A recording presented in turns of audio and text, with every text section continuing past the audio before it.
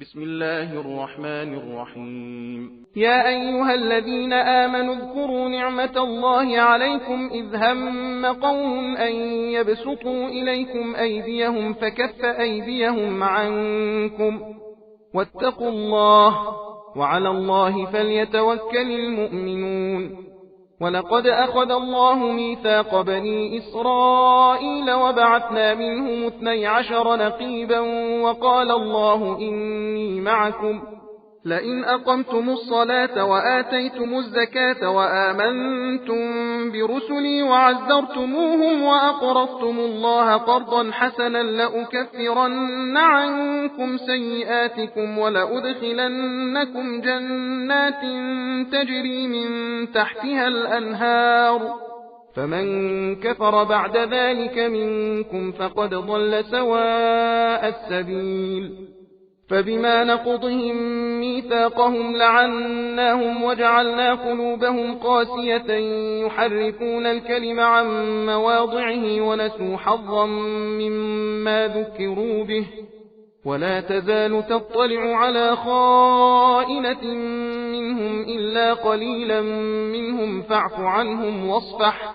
إن الله يحب المحسنين ومن الذين قالوا إنا نصارى أخذنا ميثاقهم فنسوا حظا مما ذكروا به فأغرينا بينهم العداوة والبغضاء إلى يوم القيامة وسوف ينبئهم الله بما كانوا يصنعون يا أهل الكتاب قد جاءكم رسولنا يبين لكم كثيرا مما كنتم تخفون من الكتاب ويعفو عن كثير قد جاءكم من الله نور وكتاب مبين يهدي به الله من اتبع رضوانه سبل السلام ويخرجهم من الظلمات إلى النور بإذنه ويهديهم إلى صراط مستقيم لقد كفر الذين قالوا إن الله هو المسيح ابن مريم قل فمن يملك من الله شيئا إن أراد أن يهلك المسيح ابن مريم وأمه ومن في الأرض جميعا ولله ملك السماوات والأرض وما بينهما يخلق ما يشاء والله على كل شيء قدير وقالت اليهود والنصارى نحن أبناء الله وأحباؤه قل فلم يعذبكم بذنوبكم بل أنتم بشر ممن خلق يغفر لمن يشاء ويعذب من يشاء ولله ملك السماوات والأرض وما بينهما وإليه المصير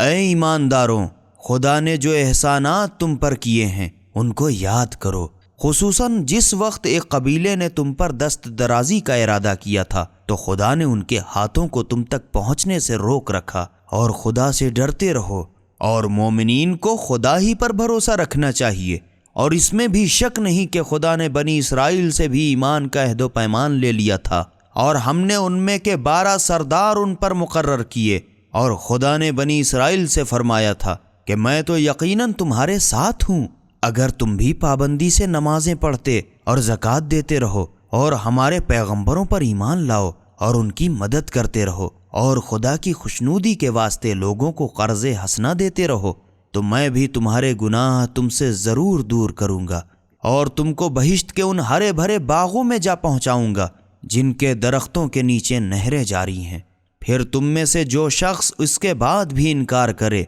तो यकीनन वो राह रास्त से भटक गया। बस हमने उनकी अहद शिकनी की वजह से उन पर लानत की और उनके दिलों को गोया हमने खुद सख्त बना दिया कि हमारे कलिमात को उनके असली मानों से बदलकर दूसरे मानी में इस्तेमाल करते हैं। और जिन जिन बातों की उन्हें नसीहत की गई थी उनमें से एक बड़ा हिस्सा भुला बैठे। और ए रसूल सल्लल्लाहु अलैहि वसल्लम, अब तो तुम उनमें चंद आदमियों के सिवा एक न एक की खयानत पर बराबर मुत्तला होते रहते हो, तो तुम उनके कसूर को माफ़ कर दो और उनसे दरगुजर करो, क्योंकि खुदा एहसान करने वालों को ज़रूर दोस्त रखता है। اور جو لوگ کہتے ہیں کہ ہم نصرانی ہیں ان سے بھی ہم نے ایمان کا عہد و پیمان لیا تھا، مگر جن جن باتوں کی انہیں نصیحت کی گئی تھی ان میں سے ایک بڑا حصہ رسالت محمد صلی اللہ علیہ وآلہ وسلم بھلا بیٹھے، تو ہم نے بھی اس کی سزا میں قیامت تک ان میں باہم عداوت و دشمنی کی بنیاد ڈال دی، اور خدا انہیں بہت جلد قیامت کے دن بتا دے گا کہ وہ کیا کیا کرتے تھے۔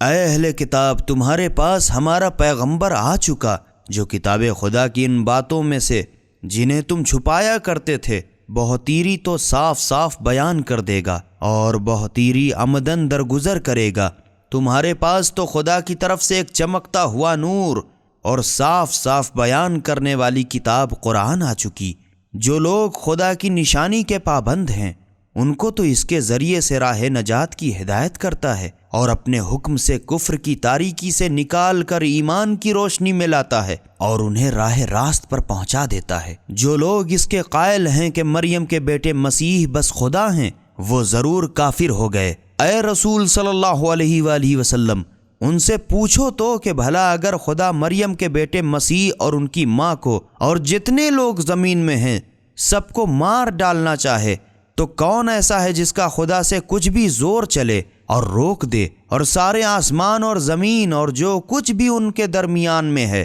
سب خدا ہی کی سلطنت ہے، جو چاہتا ہے پیدا کرتا ہے، اور خدا تو ہر چیز پر قادر ہے۔ اور یہودی اور نصرانی تو کہتے ہیں کہ ہم ہی خدا کے بیٹے اور اس کے چہیتے ہیں۔ اے رسول صلی اللہ علیہ وآلہ وسلم، ان سے تم کہو کہ اگر ایسا ہے تو پھر تمہیں تمہارے گناہوں کی سزا کیوں دیتا ہے؟ تمہارا یہ خیال لغو ہے، بلکہ تم بھی اس کی مخلوقات سے ایک بشر ہو۔ خدا جسے چاہے گا بخش دے گا اور جس کو چاہے گا سزا دے گا۔ آسمان اور زمین اور جو کچھ ان دونوں کے درمیان میں ہے سب خدا ہی کا ملک ہے، اور سب کو اسی کی طرف لوٹ کے جانا ہے۔ سبیل قرآن، ہدایت کا راستہ۔